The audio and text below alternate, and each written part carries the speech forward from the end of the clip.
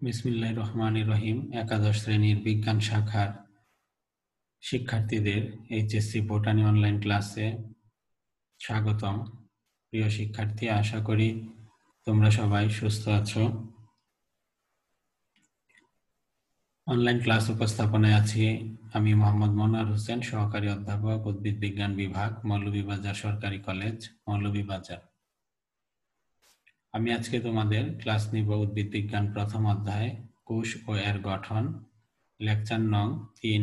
আজকের টপিক কোষ প্রাচীর, কোষ ঝিল্লি ও ফ্লুইড মোজাইক মডেল।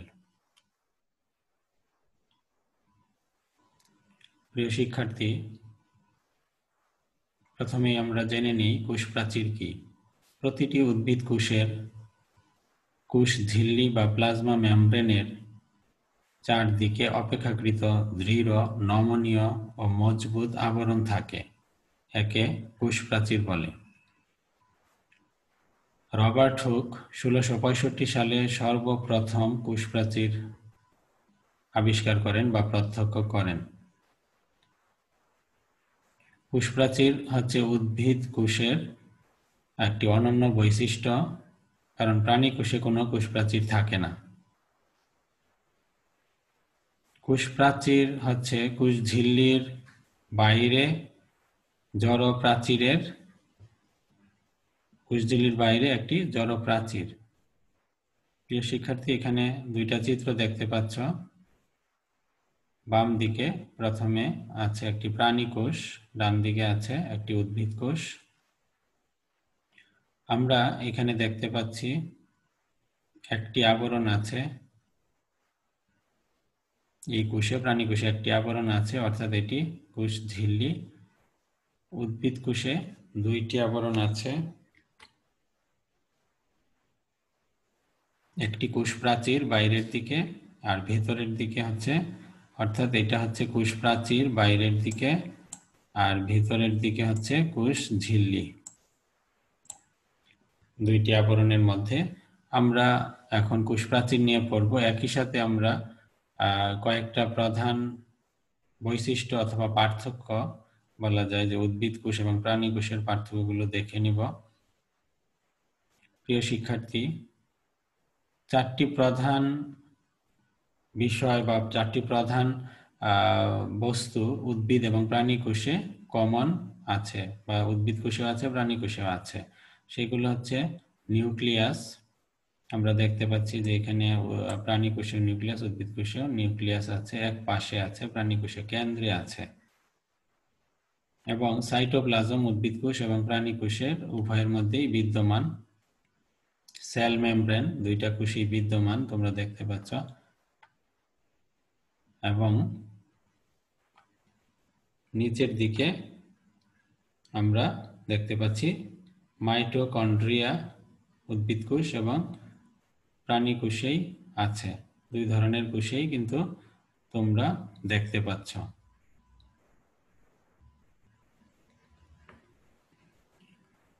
আর এখানে এই পাশে আমরা দেখতে পাচ্ছি তিনটি অংশ বা তিন ধরনের পদার্থ বা অংশ বলা যায় যে কোষ প্রাচীরে আছে। সেগুলো হচ্ছে সেল ওয়াল বা কোষ, উদ্ভিদ কোষে আছে সেল ওয়াল বা কোষ প্রাচীর, এবং ভ্যাকুল বা কোষ গহ্বর উদ্ভিদ কোষে থাকে, কেন্দ্রীয় অংশে বড় গহ্বর। প্রাণী কোষে সাধারণত থাকে না, থাকলেও খুব ক্ষুদ্র ক্ষুদ্র গহ্বর থাকে, যা এই চিত্রে দেখানো হয়নি। এবং সবুজ ক্লোরোপ্লাস্ট উদ্ভিদ কোষে থাকে, প্রাণী কোষে থাকে না। সবুজ ক্লোরোপ্লাস্ট ক্লোরোফিল সহ অন্যান্য রঞ্জক বা পিগমেন্টগুলো বহন করে, যে কারণে উদ্ভিদ ক্লোরোপ্লাস্ট বিশিষ্ট অংশ উদ্ভিদের সবুজ বর্ণের হয়। প্রিয় শিক্ষার্থী, আমরা আলোচনা করব কোষ প্রাচীর নিয়ে, অর্থাৎ কোষ প্রাচীর সূক্ষ্ম গঠন এবং ভৌত গঠন বিস্তারিত। এর আগে আমরা একটি তুলনামূলক আলোচনা দেখে নিলাম। একটা কোষ প্রাচীরকে আমরা সাধারণত তিনটা স্তরে দেখতে পাই। এরকম একটি কোষ প্রাচীরের চিত্র আমরা দেখতে পাই। ভৌত গঠনে তিনটা স্তর আছে। প্রথম স্তর মধ্যপর্দা, যা আমরা এখানে চিত্রে দেখতে পাচ্ছি। মধ্যপর্দা হচ্ছে প্রথম স্তর, এটা দুই কোষেরই পাশাপাশি দুইটা কোষের একটি সাধারণ পর্দা হচ্ছে মধ্যপর্দা। এবং তিনটি যে স্তর আছে, প্রথম স্তর হচ্ছে মধ্যপর্দা, দ্বিতীয় স্তর প্রাথমিক প্রাচীর, তৃতীয় স্তর সেকেন্ডারি প্রাচীর। প্রিয় শিক্ষার্থী, চিত্রে এখানে আমরা মধ্যপর্দা দেখতে পাচ্ছি। মধ্যপর্দা দ্বিতীয় অবস্থায় আছে প্রাথমিক প্রাচীর অবস্থা, এবং তৃতীয় স্তর হিসাবে আছে সেকেন্ডারি প্রাচীর। সেকেন্ডারি প্রাচীরটিও আবার তিনটা অংশে বিভক্ত বা তিনটা স্তর আছে সেকেন্ডারি প্রাচীরের ক্ষেত্রেও, সেগুলো আমরা দেখব। এবং মধ্যপর্দা কিভাবে গঠিত হয় সেই বিষয়টা আলোচনা করব। প্রথম স্তরটি মধ্যপর্দা, কারণ এটা মাইটোসিস কোষ বিভাজনের সময় যখন একটা কোষ থেকে দুইটা কোষ বিভক্ত হয়, টেলোফেজ পর্যায়ে এই মধ্যপর্দার সূচনা হয়। প্রিয় শিক্ষার্থী, তোমরা মনে রাখবে যে কোষ বিভাজনের টেলোফেজ পর্যায়ে মধ্যপর্দার সূচনা হয়, এবং সাইটোপ্লাজম থেকে ফ্র্যাগমোব্লাস্ট এবং গলগি বডি থেকে যে প্যাকটিন জাতীয় ভেসিকল আসে, বিভিন্ন ধরনের ক্ষুদ্র থলির মতো অংশ ভেসিকল মিলিতভাবেই কিন্তু এই মধ্যপর্দা সৃষ্টি করে। প্যাকটিক অ্যাসিড বেশি থাকে মধ্যপর্দার মধ্যে। তারপরে দেখা যায় যে মধ্যপর্দার উপরে বা মধ্যপর্দার পাশে যে পদার্থগুলো আছে সেগুলো দিয়ে আসলে প্রাথমিক প্রাচীর গঠিত হয়। প্রাথমিক প্রাচীর হচ্ছে দ্বিতীয় স্তর। মধ্যপর্দার উপর সেলুলোজ, হেমিসেলুলোজ পদার্থ বা গ্লাইকোপ্রোটিন, এই সমস্ত পদার্থ কিন্তু প্রাথমিক প্রাচীরে রয়েছে। সেলুলোজ,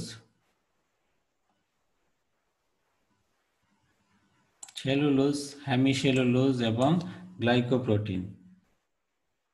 আমরা এখানে লিখতে পারি সেলুলোজ, এবং সংক্ষেপে আমি লিখলাম গ্লাইকোপ্রোটিন, অর্থাৎ জিপি গ্লাইকোপ্রোটিন।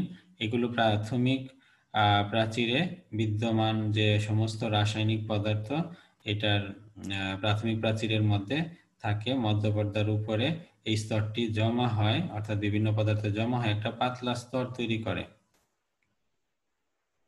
কোনো কোনো কোষে প্রাথমিক স্তরের পরে আর কোনো স্তর তৈরি হয় না। আবার দেখা যায় কোনো কোনো কোষে প্রাথমিক প্রাচীরের পরে আবার সেকেন্ডারি প্রাচীর তৈরি হয়। সেকেন্ডারি প্রাচীরের ক্ষেত্রে দেখা যায় এটা হলো তৃতীয় স্তর, এবং এই সেকেন্ডারি প্রাচীরও আবার 3 স্তর বিশিষ্ট। আমরা সেকেন্ডারি প্রাচীরের ক্ষেত্রে এরকম 3টি স্তর দেখতে পাচ্ছি। খুবই গুরুত্বপূর্ণ এই অংশটুকু, যে প্রাথমিক প্রাচীরের পরে সেকেন্ডারি প্রাচীর গঠিত হয়, এবং সেকেন্ডারি প্রাচীরের মধ্যে যে পদার্থগুলো আছে, উল্লেখযোগ্য পদার্থ হচ্ছে লিগনিন এবং সুবিরিন এবং বিভিন্ন ধরনের ওয়াক্স, অর্থাৎ মোম জাতীয় পদার্থ, এগুলো জমা হয়ে কিন্তু সেকেন্ডারি প্রাচীর গঠিত হয়। প্রিয় শিক্ষার্থী, আমরা আরো একবার জেনে নিচ্ছি যে রাসায়নিক পদার্থ বা রাসায়নিক গঠন হিসেবে আমরা কোষ প্রাচীরের মধ্যে কি কি পদার্থ পাচ্ছি। মধ্যপর্দায় অধিক পরিমাণে থাকে প্যাকটিক অ্যাসিড, এছাড়া অদ্রবণীয় ক্যালসিয়াম প্যাকটেট ও ম্যাগনেসিয়াম প্যাকটেট লবণ থাকে, যাকে প্যাকটিন বলা হয়। প্রাথমিক প্রাচীরে থাকে প্রধানত সেলুলোজ, তারপর আবার হেমিসেলুলোজও আছে এবং গ্লাইকোপ্রোটিন থাকে। সেকেন্ডারি প্রাচীরে থাকে লিগনিন, সুবিরিন, ওয়াক্স। এই বিষয়গুলো মনে রাখবে। এবং আমরা যদি একটু সূক্ষ্ম গঠনটা বিশ্লেষণ করি, যে একটা কোষ প্রাচীরের ক্ষেত্রে কোষ প্রাচীরে আমরা দেখতে পাচ্ছি যে পাশাপাশি কোষের মধ্যে যদি আমরা এইটাকে একটা কোষ বিবেচনা করি, এই একটি কোষ, এই অংশটুকু, এইখানে একটি কোষ আছে, এইখানেও একটি কোষ আছে, অর্থাৎ এই কোষ প্রাচীর দিয়ে পৃথক এখানে কোষ আছে। ধরে নিলাম যে এখানে 3টি কোষ আছে, এইখানে এই অংশটুকু একটি কোষ, এইখানে হচ্ছে আরেকটি কোষ, এখানে একটি কোষ। এই যে 3টি কোষ, এদের মধ্যে কিন্তু পারস্পরিক যোগাযোগের জন্য মধ্যপর্দার উপরে দেখা যায় যে প্রাথমিক প্রাচীরও সৃষ্টি হয় না এবং সেকেন্ডারি প্রাচীরও সৃষ্টি হয়নি। এই এলাকাটা, এই অঞ্চলটা একটা কূপের মতো এলাকা, এটাকে কূপ এলাকা বলে বা পিট বলে, পিট পিয়ার। এই অঞ্চলটা দুই দিকে দুইটা পিট আছে, সেজন্য আমরা এটাকে পিট পিয়ার বলবো। এখানে আমরা দেখতে পাচ্ছি যে এই অঞ্চলটাই কিন্তু আসলে পিট, আর এই অঞ্চলটাও পিট, এই দুইটা একত্রে আমরা পিট পিয়ার বলি। এবং এর মধ্যে যে অবস্থিত মেমব্রেন আছে মধ্যপর্দা, পিট অঞ্চলে বা কূপ অঞ্চলের মধ্যপর্দাকেই কিন্তু পিট মেমব্রেন বলা হয়, পিট মেমব্রেন বলা হয়। এবং দুই পাশে পিট পিয়ার অবস্থিত। কূপ অঞ্চলে আসলে কি হয়, প্রাথমিক প্রাচীর সৃষ্টি হয় না, সেকেন্ডারি প্রাচীরও যদি তৈরি হয় তখন এটা অনেক সময় পাড়যুক্ত থাকে বা পাড়বিহীনও হতে পারে। এবং পাশাপাশি দুইটি কোষের মধ্যে যে সংযোগ স্থাপিত হয়, অর্থাৎ বিভিন্ন পদার্থ আদান প্রদানের জন্য যে সাইটোপ্লাজমিক একটি সংযোগ স্থাপিত হয়, তাকে প্লাজমোডেজমাটা বলা হয়। অর্থাৎ এই যে আমি 1 নাম্বার কোষ বলছি, এটা 2 নাম্বার, 1 আর 2 নং কোষের মধ্যে যে সংযোগ স্থাপিত হচ্ছে, সাইটোপ্লাজমিক সংযোগ, অর্থাৎ কোষ প্রাচীরের যে সূক্ষ্ম ছিদ্র পথে একটা নলাকার সংযোগ সাইটোপ্লাজমিক, তাকে আসলে বলা হচ্ছে প্লাজমোডেজমাটা। আবার এই 2 নং কোষ থেকে আমরা 3 নং কোষেও যদি এই পিট অঞ্চল দিয়ে কোনো পদার্থ স্থানান্তরিত হয় বা এখানে কোনো সাইটোপ্লাজমিক সংযোগ স্থাপিত হয়, একে বলা হয় প্লাজমোডেজমাটা। আশা করি প্রিয় শিক্ষার্থী তোমরা বুঝতে পেরেছো প্লাজমোডেজমাটা কি, বা একটি কোষ প্রাচীরের ক্ষেত্রে রাসায়নিক গঠনটা আমি আলোচনা করেছি, কি কি রাসায়নিক পদার্থ থাকে একটি কোষ প্রাচীরের মধ্যে। এবং আমরা এখন এখানে আরেকটি চিত্রে আমরা দেখতে পাচ্ছি, বিষয়টা আরো স্পষ্টভাবে দেখানো হয়েছে, মিডল ল্যামেলা বা মধ্যপর্দা, তারপরে হচ্ছে প্রাইমারি প্রাচীর, সেকেন্ডারি প্রাচীরে এখানে 3টি আলাদা আলাদা স্তর দেখানো হয়েছে, S1, 2 এবং S3।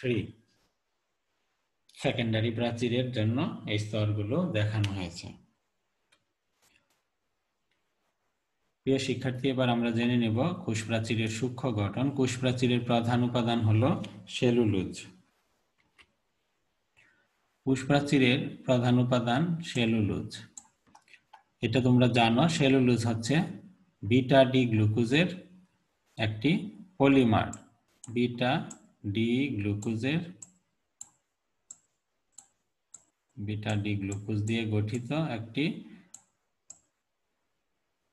Polysaccharide cellulose, beta D glucose দিয়ে গঠিত। তো অনেকগুলো বিটা ডি গ্লুকোজ, অর্থাৎ 1 থেকে প্রায় 3000 বিটা ডি গ্লুকোজ দিয়ে কিন্তু একটি সেলুলোজ গঠিত হয়। আমরা সেলুলোজ বা সেলুলোজ চেইন বলতে পারি। এবং 100 সেলুলোজ চেইন, অর্থাৎ 100 সেলুলোজ চেইন দিয়ে কিন্তু একটি ক্রিস্টালাইন মাইসিলিস গঠিত হয়। এখানে আমরা দেখতে পাচ্ছি যে অনেকগুলো সেলুলোজ চেইন আছে, এগুলো দিয়ে একটা ক্রিস্টালাইন মাইসেলিস বা মাইসেলি বলা হয়, মাইসেলিসকে কিন্তু কোষ প্রাচীরের ক্ষুদ্রতম গাঠনিক একক ধরা হয়।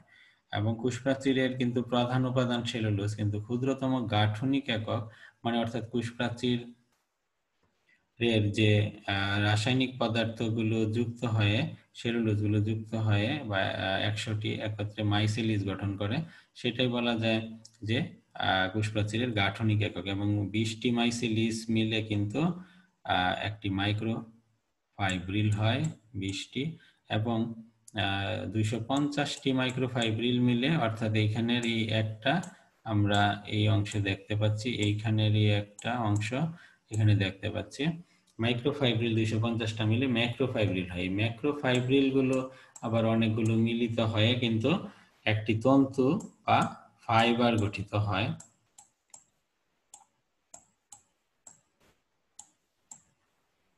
কোষ প্রাচীরের যদি আমরা সূক্ষ্ম গঠন চিন্তা করি বা বিশ্লেষণ করি, তাহলে আমরা ধারাবাহিকভাবে একদম ক্ষুদ্রতম অংশ বা একটি সেলুলোজ থেকে কিভাবে ফাইবার পর্যন্ত গঠিত হয় সেই বিষয়টা আমরা আলোচনা করব।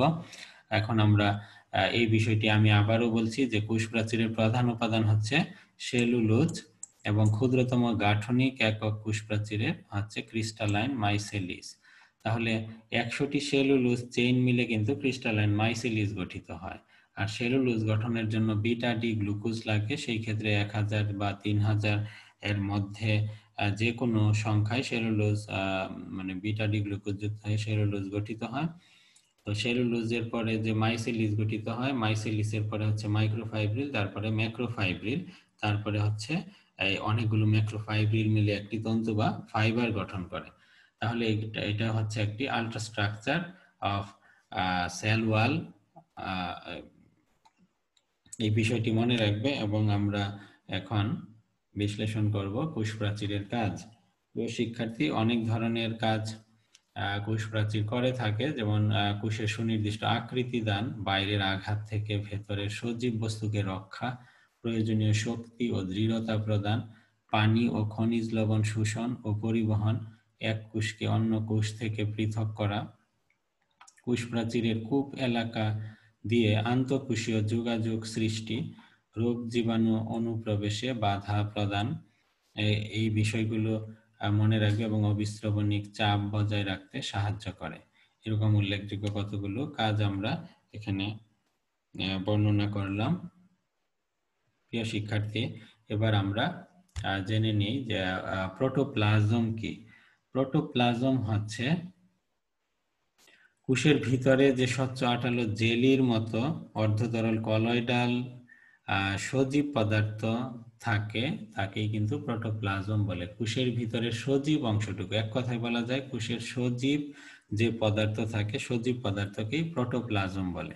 আর যদি বলা হয় যে প্রোটোপ্লাস্ট কি, তাহলে কোষ প্রাচীর দ্বারা বেষ্টিত কোষের সমস্ত পদার্থ হচ্ছে প্রোটোপ্লাস্ট।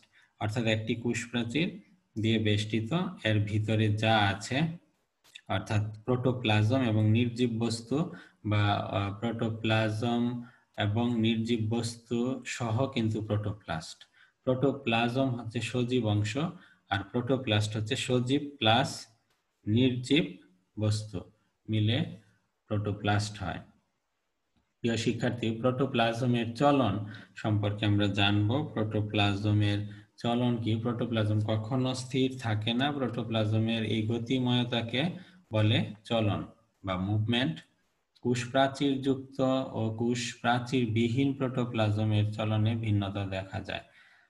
কোষ প্রাচীর যুক্ত প্রোটোপ্লাজমে জল স্রোতের মতো যে চলন দেখা যায় তাকে আবর্তন বা সাইক্লোসিস বলে। আবর্তন দু ধরনের, একমুখী আবর্তন, পাতা ঝাঁঝির কোষে যে প্রোটোপ্লাজমের চলন দেখা যায়, অর্থাৎ আবর্তন হচ্ছে দুই ধরনের। একমুখী আবর্তন, যে চলনে প্রোটোপ্লাজম একটা গহ্বরকে কেন্দ্র করে কোষ প্রাচীরের পাশ দিয়ে নির্দিষ্ট পথে একদিকে ঘুরতে থাকে, এরকম চলন হচ্ছে একমুখী আবর্তন। যদি এরকম একটা কোষ হয় যে কোষ একটা গহ্বরকে কেন্দ্র করে, আর এটা যদি কোষ গহ্বর হয়, যদি একমুখী আবর্তন হয়, যেমন পাতা ঝাঁঝির কোষে প্রোটোপ্লাজমের চলন হচ্ছে একমুখী আবর্তন, এরকম একটা প্রোটোপ্লাজমের চলন দেখা যায়। একটি গহ্বরকে কেন্দ্র করে যে প্রোটোপ্লাজমের চলন থাকে, একদিকে ঘুরতে থাকে, একমুখী আবর্তন, এটা দেখা যায় পাতা ঝাঁঝির কোষে। বহুমুখী আবর্তন দেখা যায় ট্রাডেস্কেনশিয়ার উদ্ভিদের পাতার কোষে প্রোটোপ্লাজমের চলন।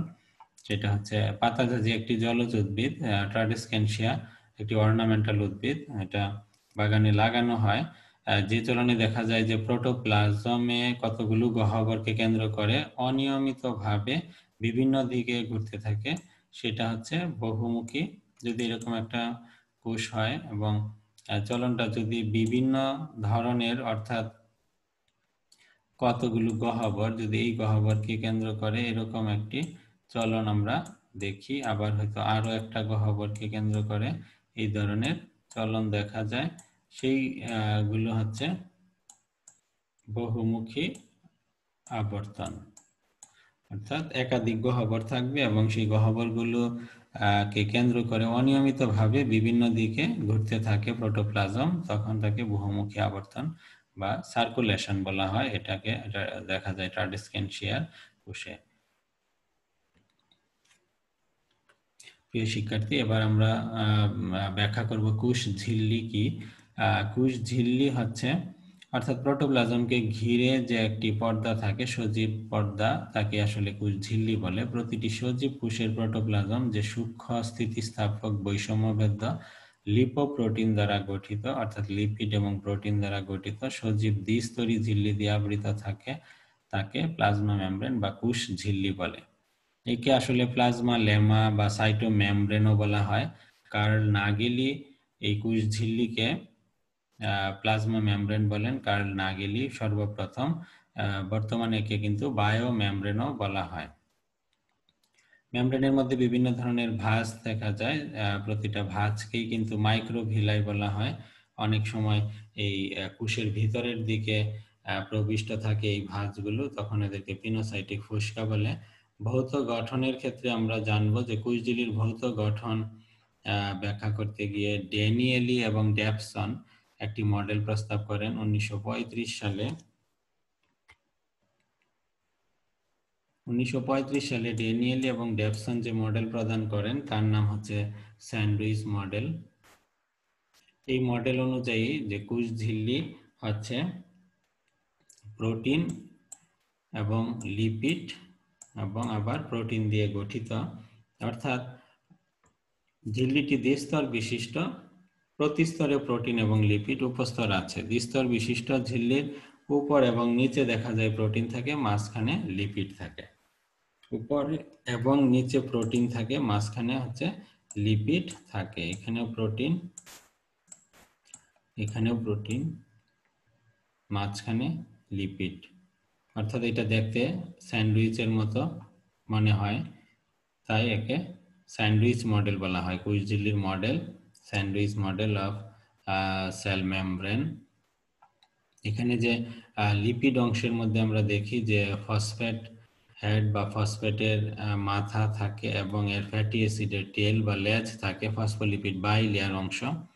যে ফসফোলিপিডের মধ্যে এই ফসফেট অংশগুলো হচ্ছে পানি গ্রাহী, হাইড্রোফিলিক, এবং ফ্যাটি অ্যাসিডের যে লেজ আছে সেগুলো কিন্তু হাইড্রোফোবিক বা ফ্যাটি অ্যাসিডের টেইল বলা হয়, পানি বিকর্ষী, এবং ফসফেট হেড হচ্ছে পানি গ্রাহী বা পানি আকর্ষী, হাইড্রোফিলিক। এরকম আমরা এটাকে যদি বিশ্লেষণ করি স্যান্ডউইচ মডেল ও প্লাজমা মেমব্রেন, তাহলে এইগুলো হচ্ছে প্রোটিন, বাইরের দিকে আছে প্রোটিন, এইখানে উপরের দিকে প্রোটিন, নিচের দিকে প্রোটিন, এবং মাঝখানে হচ্ছে ফসফোলিপিড বাই লেয়ার।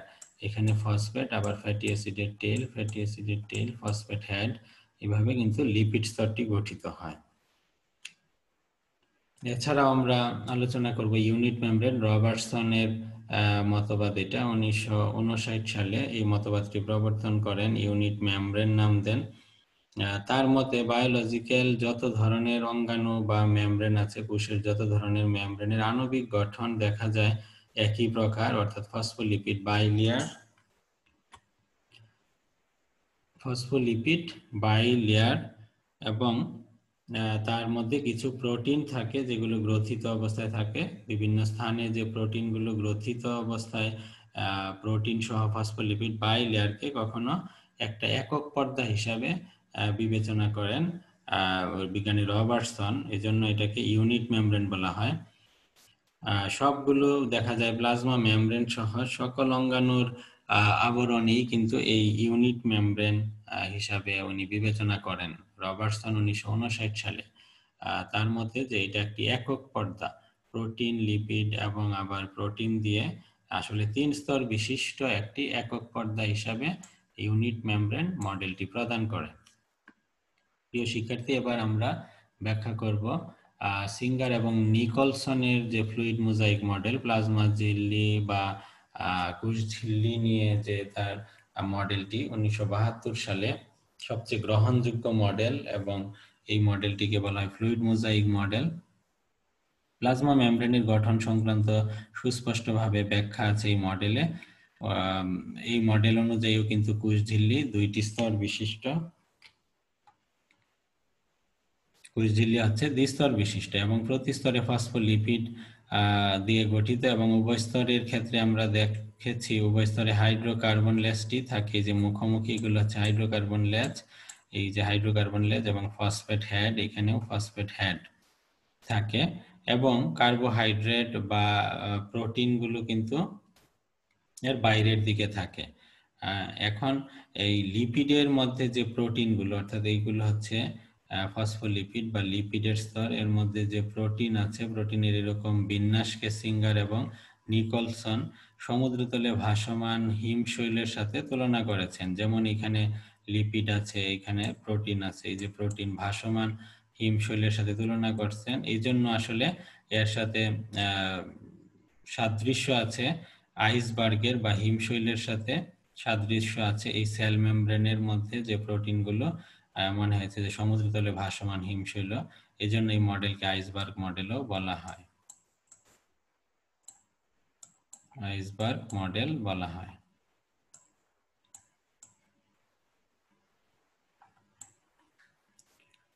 এই মডেলকে আমরা ব্যাখ্যা করতে গেলে এর বিভিন্ন অংশ সম্পর্কে জানতে হবে। অর্থাৎ ফ্লুইড মোজাইক মডেল অনুযায়ী কুশঝিল্লির গাঠনিক উপাদান এরকম আছে। আমরা কয়েকটা অংশে ভাগ করেছি মডেলটিকে। Phospholipid bilayer, membrane protein, glycocalyx, cholesterol, এরকম বিভিন্ন অংশে আমরা এটাকে ব্যাখ্যা করব। ফসফোলিপিড বাই লেয়ার, প্রিয় শিক্ষার্থী, আমরা আগেই বলেছি যে ফসফোলিপিড এটা 2 স্তর বিশিষ্ট এবং ফসফোলিপিড অণু দিয়েই গঠিত।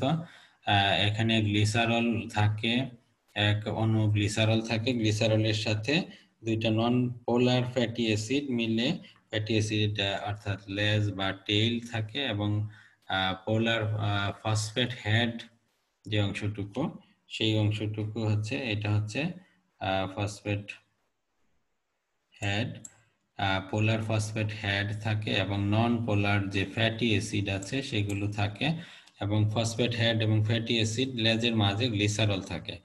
এখন আমরা মেমব্রেন প্রোটিন সম্পর্কে জানবো। মেমব্রেন প্রোটিন আসলে মেমব্রেনে যে অবস্থিত প্রোটিন তাকে মেমব্রেন প্রোটিন বলা হয়। কুশঝিল্লিতে 3 ধরনের প্রোটিন থাকে: integral protein, peripheral protein, lipid সম্পৃক্ত প্রোটিন।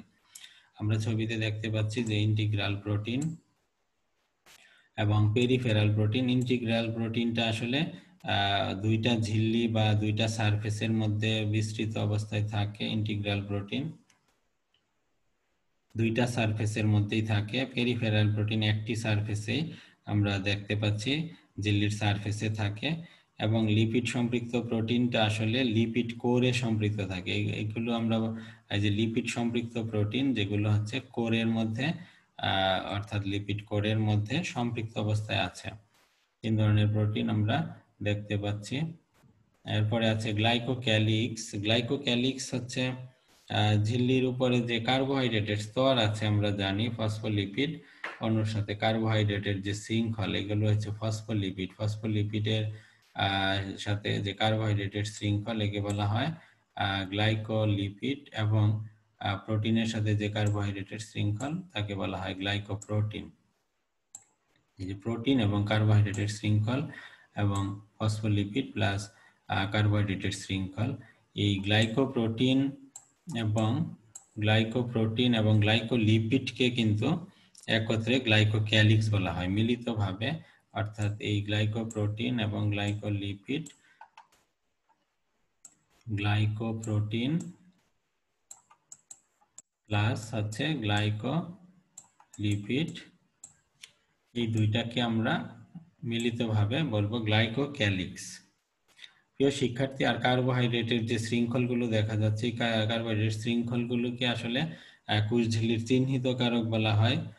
এগুলো দেখে বোঝা যায় কোষের বাইরের দিক। আমরা এখানে কোষের বাইরের দিক এই অঞ্চলটাকে বুঝবো যে এটা হচ্ছে কোষের বাইরের দিক, আর এই অঞ্চলটা হচ্ছে ভিতরের দিক। অর্থাৎ এটা কোষ প্রাচীরের দিক, আর এই অঞ্চলটা হচ্ছে সাইটোপ্লাজমের অঞ্চল বা সাইটোপ্লাজমের দিক। এছাড়া আমরা অর্থাৎ কোষের বাইরের দিক বুঝতে হলে যে অংশের দিকে আমরা কার্বোহাইড্রেটের শৃঙ্খলগুলো দেখব সেটাই হলো কোষঝিল্লির বহিঃস্তর।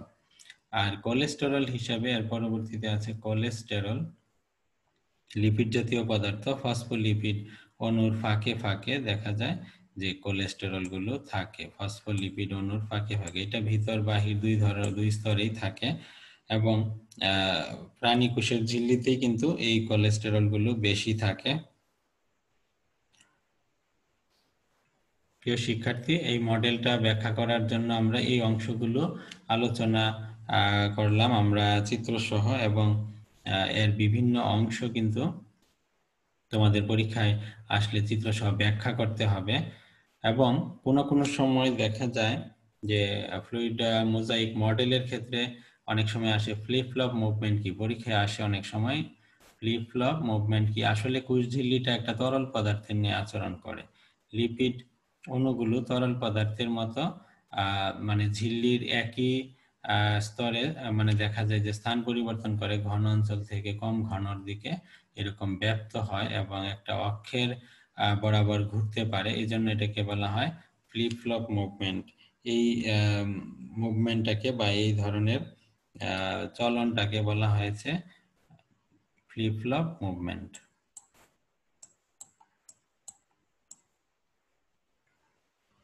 Flip flop movement. Flip flop movement কি যদি প্রশ্ন করা হয় তাহলে তোমরা আশা করি লিখতে পারবে যে ফ্লিপ ফ্লপ মুভমেন্ট কাকে বলা হচ্ছে। এই লিপিড যে অণুগুলো আছে, লিপিড অণুগুলো কিন্তু তরল পদার্থের নিয়ে আচরণ করে এবং একই দেখা যায় একই স্থানে স্থান পরিবর্তন করে, এক স্থান থেকে অন্য স্থানে স্থান পরিবর্তনের ফলে পাশে ব্যাপ্ত হয় অর্থাৎ এবং অক্ষ বরাবর ঘুরতে পারে, একে ফ্লিপ ফ্লপ মুভমেন্ট বলা হয়। এবং এদেরকে অনেক সময়ই দেখা যায় মোজাইক মডেল বলা হয়েছে, যাকে ফ্লুইড মোজাইক মডেল বলা হয়েছে। লিপিডের মধ্যে যে প্রোটিনগুলোকে দেখতে অনেক সময় মোজাইক করা মেঝের মতো মনে হয়, এই যে এটা এখানে প্রোটিন এবং লিপিড মনে হচ্ছে যে মোজাইক করা মেঝের মতো, যাকে যার সাথে তুলনা করতে গিয়ে এই মডেলটা, এবং এটা তরল পদার্থের মতো আচরণ করে কুশঝিল্লিটি, সেজন্য এটা ফ্লুইড এবং মোজাইকের মতো দেখা যায়, একত্রে বলা হয় ফ্লুইড মোজাইক মডেল। প্রিয় শিক্ষার্থী, কুশঝিল্লির রাসায়নিক উপাদান হিসেবে আছে প্রোটিন, 60 থেকে 80% প্রোটিন, গাঠনিক প্রোটিন, এনজাইম, বাহক প্রোটিন ইত্যাদি থাকে। লিপিড আছে 20 থেকে 40%। ফসফোলিপিড, ফসফোলিপিডের মধ্যে আছে lecithin, phosphatidic acid, sterol, fatty acid ইত্যাদি। কার্বোহাইড্রেট হিসাবে কোনো ক্ষেত্রে পলিস্যাকারাইড আছে, পলিস্যাকারাইড 4 থেকে 5%। গ্লাইকোলিপিড, গ্লাইকোপ্রোটিন হবে এবং গ্যালাক্টোজ থাকে। কার্বোহাইড্রেট হিসাবে পানি ও লবণ সামান্য পরিমাণ। কুশঝিল্লির মোট শুষ্ক ওজনের প্রায় 75 ভাগই লিপিড। কুশঝিল্লির মোট শুষ্ক ওজনের 75 ভাগই হচ্ছে লিপিড। কুশঝিল্লিতে কোনো ক্ষেত্রে দেখা যায় আরএনএ থাকে, সেটা হচ্ছে পেঁয়াজের কুশের ক্ষেত্রে দেখা যায় এরকম আরএনএ থাকে। প্রিয় শিক্ষার্থী, আমরা এবার জানবো কুশঝিল্লির কাজ কি বা কুশঝিল্লির গুরুত্ব কি, কুশঝিল্লি আমাদের কি ধরনের ভূমিকা পালন করে। এটি কোষীয় সব বস্তুকে ঘিরে রাখে, বাইরের প্রতিকূল অবস্থা হতে অভ্যন্তরীণ বস্তুকে রক্ষা করে, বস্তুর স্থানান্তর, ব্যাপন, নিয়ন্ত্রণ ও সমন্বয় করে, ভেতর থেকে বাইরে এবং বাইরে থেকে ভেতরে বস্তু স্থানান্তর করে। 5 নম্বর হচ্ছে বৃহদাণু অর্থাৎ ম্যাক্রোমলিকিউল সংশ্লেষ করতে পারে, যেমন প্রোটিন, নিউক্লিক অ্যাসিড, এই ধরনের পদার্থগুলো বৃহদাণু বা ম্যাক্রোমলিকিউল। বিভিন্ন রকম তথ্যের ভিত্তি হিসাবে কাজ করে। ফ্যাগোসাইটোসিস প্রক্রিয়ায় এরা কঠিন বস্তু গ্রহণ করে, পিনোসাইটোসিস প্রক্রিয়ায় তরল বস্তু গ্রহণ করে। কুশঝিল্লি এর অন্যতম কাজ এনজাইম ও অ্যান্টিজেন ক্ষরণ করে, কোষের বাইরে থেকে নিউরোট্রান্সমিটার, হরমোন ইত্যাদি রূপে তথ্য সংগ্রহ করে। এটা একটি গুরুত্বপূর্ণ কাজ, কোষের বাইরে থেকে নিউরোট্রান্সমিটার, হরমোন ইত্যাদি রূপে তথ্য সংগ্রহ করে, স্নায়ু উদ্দীপনা সংবহন করে। প্রিয় শিক্ষার্থী, কুশঝিল্লির আমরা উল্লেখযোগ্য কাজগুলো জানলাম এবং এর মধ্যে আমরা কোষ প্রাচীর জানলাম শুরু থেকে, কোষ প্রাচীরের ভৌত এবং রাসায়নিক গঠন সম্পর্কে জানলাম এবং কোষ প্রাচীরের কাজ জানলাম। সাইক্লোসিস সম্পর্কে জানলাম, প্রোটোপ্লাজমের চলন, তারপরে কুশঝিল্লির কয়েকটা মডেল সম্পর্কে, স্যান্ডউইচ মডেল এবং ইউনিট মেমব্রেন মডেল, এবং এরপরে সর্বশেষে ফ্লুইড মোজাইক মডেল এবং কুশঝিল্লির গঠন, রাসায়নিক উপাদান সহ কুশঝিল্লির কাজ সম্পর্কে আলোচনা করলাম। প্রিয় শিক্ষার্থী, আশা করি তোমরা উপকৃত হবে এবং বাসায় তোমরা মনোযোগ সহকারে পড়াশোনা করবে এবং অনলাইন ক্লাসে উপস্থিত থাকবে নিয়মিত। এবং বায়োলজিতে ভালো করতে হলে তোমাদেরকে মূল বই ভালো করে পড়তে হবে, বুঝতে হবে। এটা হচ্ছে আমার পরামর্শ, যাতে তোমরা সব ধরনের প্রশ্ন আনসার করতে পারো। একটু মনোযোগী হয়ে পড়াশোনা করতে হবে, কারণ মনোযোগী না হলে তোমাকে এখানে বিভিন্ন বিষয় অনেক কিছু আছে তোমার মেমোরিতে রাখতে হবে। মনোযোগী না হলে সেগুলো তোমার মনে থাকবে না। মুখস্থ করলে হয়তো সবগুলো মনে থাকবে না। বুঝে বুঝে পড়তে হবে, প্রতিটা লাইন পড়তে হবে, প্রতিটা লাইন বুঝতে হবে। যে কোনো ধরনের যদি সমস্যা হয় তাহলে তোমরা কমেন্ট বক্সে আমাকে প্রশ্ন করবে, আমি তোমাদেরকে সমাধান করে দিব ইনশাল্লাহ। সকলের সুস্থতা কামনা করে সবাইকে ধন্যবাদ। আজকের মতো এখানেই ক্লাস শেষ করছি। আল্লাহ হাফেজ।